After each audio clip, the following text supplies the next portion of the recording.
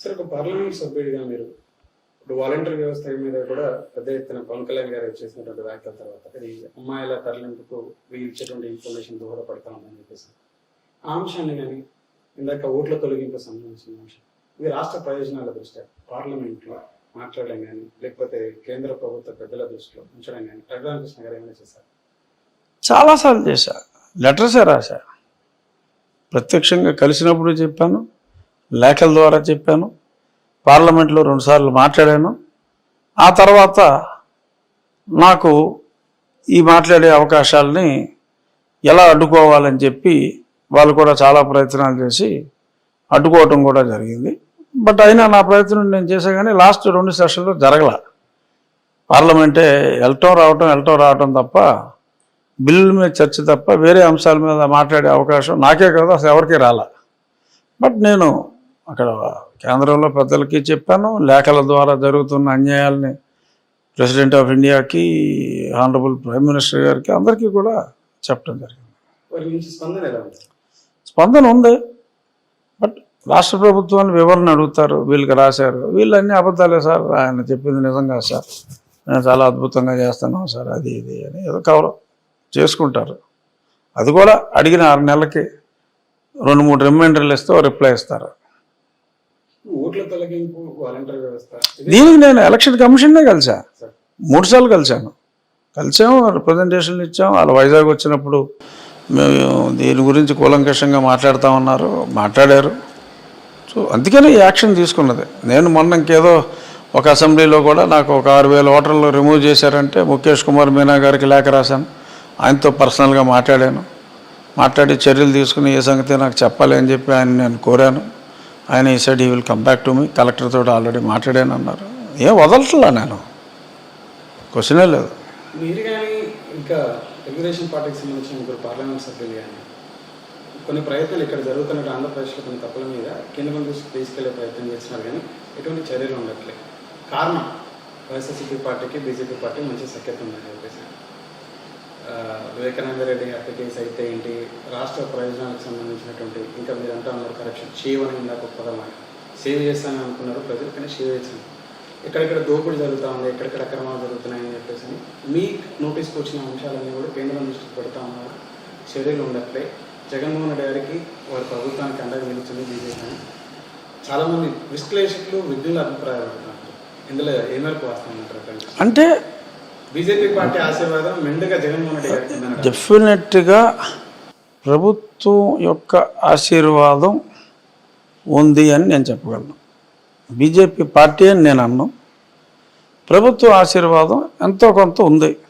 ఎందుకంటే రాజ్యసభలో మా పార్టీకి దురదృష్టవశాత్తు సంఖ్యాబలం ఎక్కువగా ఉంది, 9 మంది ఉన్నారు. సో ఇవాళ అక్కడ ఉన్న టైట్నెస్లో ప్రభుత్వం ఏంటంటే కొంచెం మ్యాక్రో లెవెల్లో దేశాన్ని ఒక యూనిట్గా చూస్తుంది కాబట్టి వాళ్ళు దేశం మంచి కోసం మరి కొన్ని బిల్స్ తీసుకొస్తే అపోజిషన్ ప్రభుత్వం ఏది తీసుకొచ్చినా ఖండిస్తుంది కాబట్టి వారు ఆ బిల్స్ని గెలిపించుకోవటం కోసం మరి కొంత సహకరిస్తుందేమో అన్న అనుమానాలు రావటం సహజం.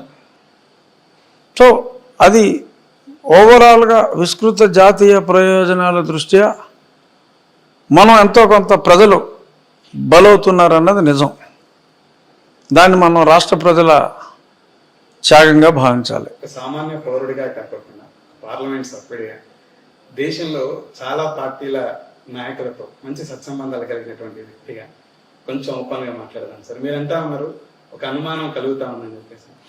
అనుమానం ఉన్నమాట నిజం, సామాన్య పౌరుల అభిప్రాయం లేదు సార్. మీరు అక్కడ ఏం జరుగుతుందో అదే అవగాహన ఉన్నటువంటి వ్యక్తి. అందుకనే ఆ 9 మంది రాజ్యసభ సభ్యుల సహకారం కోసం అని చెప్పేసి రాష్ట్రంలో జరుగుతున్నటువంటి చాలా అంశాలని పక్కన పెట్టి అధికార పార్టీకి అండదండాలు అందించడాన్ని ఎలా చూడాలంటారు బీజేపీ?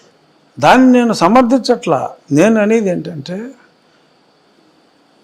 జాతీయ ప్రాధాన్యత దృష్ట్యా మనం బలవుతున్నాం.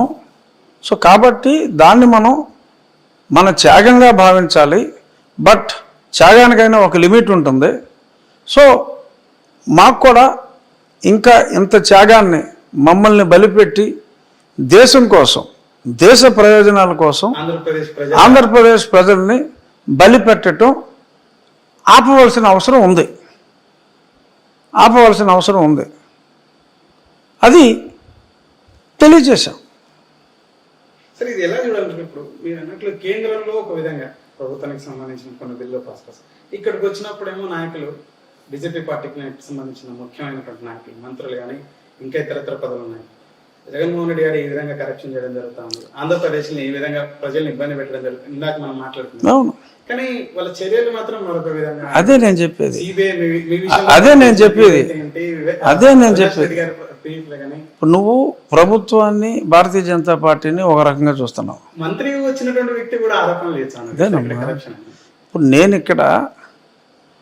ఇక్కడ తిట్టేది రోజు ఎవరిని? ప్రభుత్వాన్ని, నా పార్టీని కాదు. సో పార్టీ వేరు, ప్రభుత్వం వేరు. నేను ముఖ్యమంత్రి అయిన జగన్మోహన్ రెడ్డిని, అతడు చేస్తున్న తప్పుల్ని ప్రతిరోజు ఎండగడతా. నా పార్టీని నేనేం అంటలా. అక్కడ కూడా ప్రభుత్వాన్ని రన్ చేయాలి అంటే రేపు ఏదైనా ఒక బిల్లు, దేశం కోసం ఒక బిల్లు పెట్టి ఆ బిల్లు ఏ కారణం చేతైనా వీగిపోతే ప్రభుత్వానికి ఇబ్బంది. సో కాబట్టి ప్రభుత్వం కోసం ఆ ప్రభుత్వం ఈ దుర్మార్గుల్ని కొంత రక్షిస్తోంది అన్న మాట నిజం కాదని చెప్తే అది అబద్ధం అవుతుంది. Bharatiya Janata party as a party మా వాళ్ళు చేస్తున్న, ఈ ప్రభుత్వం చేస్తున్న తప్పుల్ని, వీళ్ళు వేస్తున్న కన్నాల్ని చాలా స్పష్టంగా ఇప్పుడు మేడం పురంధరేశ్వరి గారు వచ్చాక చాలా ధైర్యంగా, ఓపెన్గా చెప్తున్నారు. గతంలో అలా మాట్లాడేవారు కాదు. What ever may be the reason నాకు తెలియదు. కన్నా గారు మాట్లాడేవారు. ఆ కన్నా గారికి, పురంధేశ్వరి గారికి మధ్యన ఉన్న వాళ్ళు మాట్లాడేవారు కాదు. ఏదైనా మాట్లాడినా ఏదో తవలపాకుతో ప్యాట్ పని కొట్టినట్టు ఏదో బిల్డప్ తప్ప పెద్దగా మాట్లాడాల. ఇప్పుడు పార్టీగా తీవ్రత బాగా పెంచారు ఈవిడ వచ్చిన తర్వాత. ప్రభుత్వంగా మరి ఇంకా బడ్జెట్ ఎలాగో పాస్ అవుతుంది, దానికి ఇబ్బంది లేదు. వింటర్ సెషన్లో నాకు తెలిసి పెద్దగా బిల్స్ లేవు కాబట్టి సో పార్టీ వైఖరి, ప్రభుత్వ వైఖరి వేరుగా ఉండదు ఇక్కడి నుంచి అనేది నా అభిప్రాయం. నా ఆశయం కాదు, అలాగే ఉంటుంది. సార్, పవన్ కళ్యాణ్ గారు కూడా ఇటీవల ఒక సభలో ఆంధ్రప్రదేశ్ ప్రభుత్వాన్ని ఉద్దేశించుతా, జగన్మోహన్ రెడ్డి గారిని ఉద్దేశించి వీరిని ఆడిస్తా కేంద్రం సహకారంతో అని చెప్పేసి అంటాము. మీకు ఇందాక మనం మాట్లాడినట్టు రాజ్యసభలో 9 మంది అయితే ఏంటి, పార్లమెంట్ లోక్సభ నెంబర్ ఇమ్మెటీరియల్, ఇప్పుడు అవసరం లేదు. సో ఇంత మెజారిటీ ఉన్నట్టు, ఇంతమంది పార్లమెంట్ సభ్యులు కలిగినటువంటి వారికి ఇందాక మనం అన్నాం ప్రభుత్వం దృష్టి వాళ్ళకి ప్రాధాన్యత ఉంది.